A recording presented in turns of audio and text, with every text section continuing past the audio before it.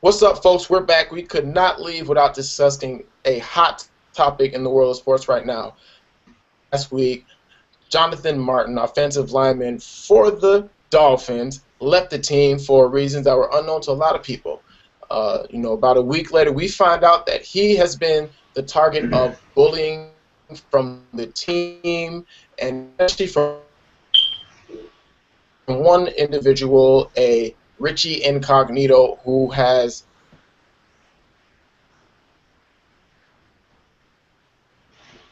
content, but he's kind of not content.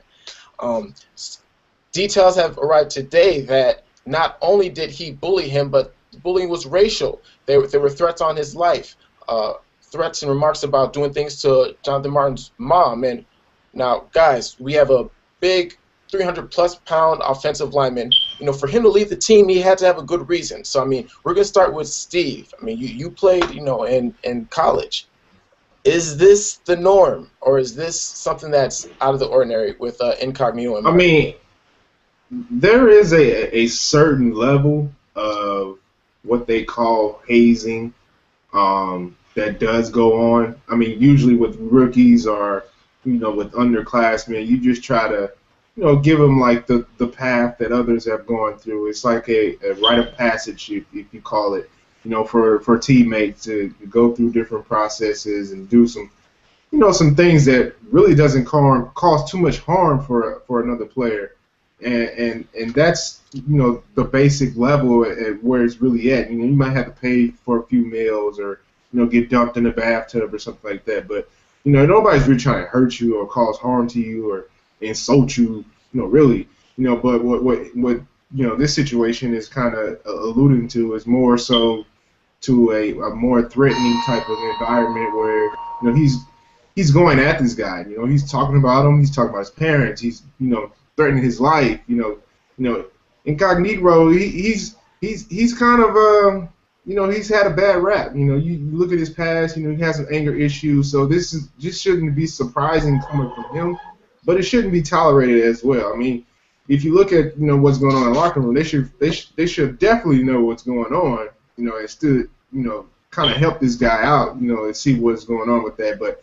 I can't really talk too much about it because I don't know the exact extent of what was going on, but it shouldn't be tolerated. Absolutely, it really shouldn't. Marv, what are your thoughts? I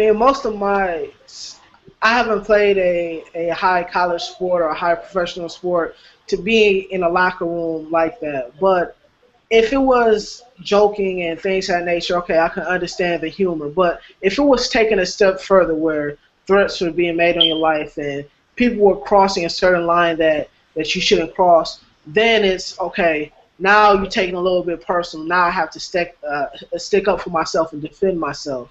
And if it went even racial, where he was being called the N-word and all out his name and everything, now it's just a different level.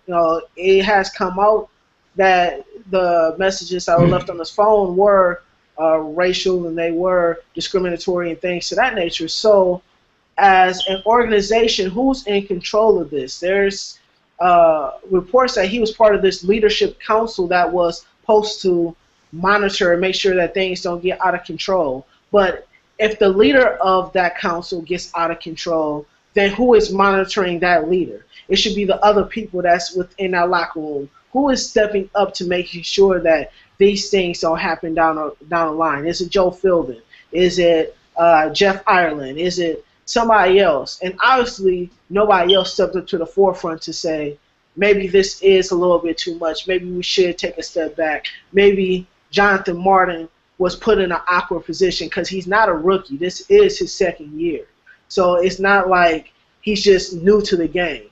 So he's been, he's in the league. He's got accustomed to the league. So somebody on his defense, on that team, should have stepped up and defended him, and nobody has. Everyone has supported Richie Incognito. And what I wanted to ask Steve, since he played at a big college level, was has something like that ever happened within the Gopher locker room? And if it did, what would somebody like Decker or somebody like Weber or Cupido or Barber or people that were leaders within our locker room, what would they have done to prevent that or stop that from Oh, happening? absolutely. I mean, nothing like that has ever happened. But if that would be a case, I definitely see the leadership in the locker room, putting a halt to it immediately. Like, there's no, going to the point where you're name calling, you're doing racial slurs, and you're threatening someone's life. I mean, at the end of the day, we're all teammates, and you don't want to, exclude anybody else and make them feel like they're not a part of what you're doing as an organization. So, for the players, you should already be in tune with what's going on in your locker room and with your players, and know, you want everybody to have, the right mindset so you all can attain the same goal, which is winning the Super Bowl or winning the championship. And if you got some guys on the side that are just kind of doing things that are hurting your teammates, you're going to try to put a stop to that and be like, look here, man, we're trying to do this thing together. So you can't, try, and put another guy down just because you feel like you can bully him. I mean, there's no point in that. Bully the other teammate. Bully the other team. That's what we're trying to do as a team. Bully the other team, not us.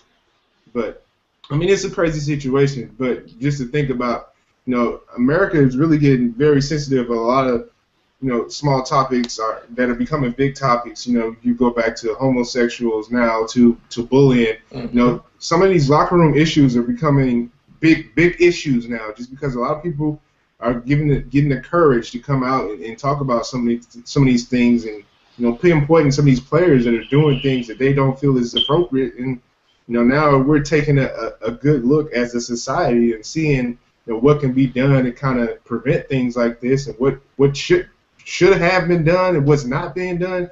Just looking at it as a big picture. I understand. I understand. That's why it's a sensitive subject, like you said. A lot of issues that were understandable, where you can make certain jokes within the locker room back 20, 30, even 40 years ago. It might offend somebody now.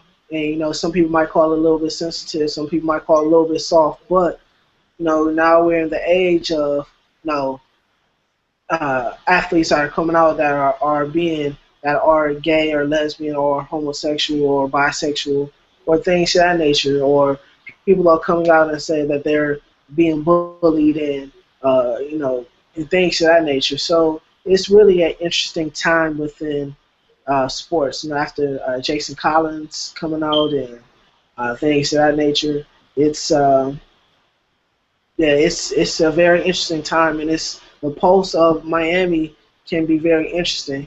I wonder. I know this might not be serious. I wonder if the NFL would give the Dolphins the death penalty, because they're saying that it could be more people involved with that besides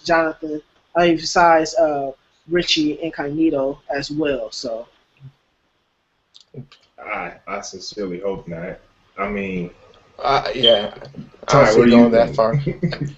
I mean, we touched on things that team track record is terrible. We're talking about someone who was suspended multiple times at his time in Nebraska, even though he was probably one of the best players on that team. Later that year, he actually joined Oregon, and he didn't last a week before he was removed from the football team. And so, this is who gets all this credit, for lack of a better word, for being the dirtiest player in football. But, Incognito is right up there with him. Another thing I want to propose to you guys, I don't know if you saw it, Cameron Wake and Mike Wallace, teammates of Incognito, were kind of defending him. They were kind of saying, this is rookie hazing. This is a fraternity. You got to go through the rite of passage to be on this level. What do you have to say about players like those who appeared to be defending Incognito despite after even the voicemail that came out? I don't necessarily think they're defending Incognito. I think they're just speaking about the situation as, when you get into the NFL and it's like you rite of passage. You go through this and you get used to seeing these type of things, and you get used to noticing and seeing players go through these type of troubles with older players or veterans, and you just kind of become null to the situation. You just think, well, it's just a normal thing. I mean, either you tough up or you get out. I mean, you just got to have thick skin, and that's what they're thinking about as a player, as a unit. You know, this is what you have to go through, and if you can't make it, then you're just pretty much labeled soft. And that's a bad mindset to have, but that's the mindset that's in the NFL, especially when you're in a Warriors mentality type of environment. You have to kind of build that type of Warriors mentality, and I feel like for some of those players, they feel like that rite of passage kind of helps them get prepared for the NFL. I get it. It's hard because all the facts are not out, and for me, if I was a player commenting on a situation like that, it's like me and my wife commenting on somebody else's marital relationship. That has nothing to do with us. Yes, we care for them. Yes, something happened, but to know the ins and outs of what exactly happened, it's not really our business, and it's going to look bad upon Mike Wallace and Cameron Wake because they're making allegations and they're saying things that might be right, but in a perception's eye, it's going to make them look bad.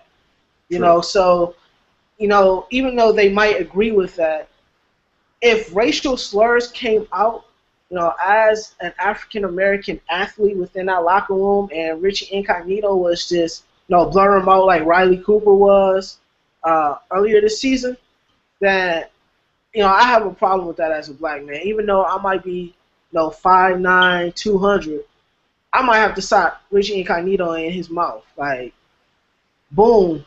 Some of that shit's not gonna be tolerated. Like we just gonna have to scrap for ours because some of that stuff is not gonna be tolerated. Where and that alludes back to what they're kind of saying though. Like if you look at it, you know, some players that think they have that situation where if somebody goes past a certain level, then they're ready to defend themselves. You know, to talk to this guy and confront him and say, hey, this ain't this ain't right. You can't talk about me in this manner. You can't call me all these type of words. But, you know, in Martin's defense, maybe he's not that type of guy. You know, he's not that type of guy who wants to cause confrontation. He looks at Incognito and he says, this guy is crazy. I don't want to mess with him. You know, so. And that's fair. And I mean, that's fair and just, but, you know, Cameron Wake, and I'll play outside linebacker, defensive end.